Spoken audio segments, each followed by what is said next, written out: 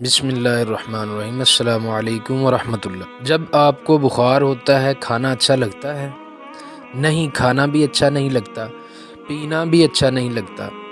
بندہ تو بولتا ہے مجھے کچھ بھی اچھا نہیں لگ رہا، لیکن کھانا چھوڑتے وقت آپ کیونکہ یو نو ویری ویل کہ یہ 5-6 دن کا مسئلہ ہے، کھانا تو کھانا پڑے گا۔ تھوڑے دنوں بعد بخار ختم ہوگا تو ٹیسٹ آنا بھی شروع ہو جائے گا۔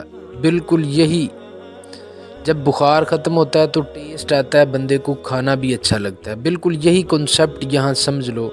سجدے میں دل نہیں لگ رہا، نماز میں دل نہیں لگ رہا، تلاوت میں دل نہیں لگ رہا، پر پھر بھی کرتے رہنا۔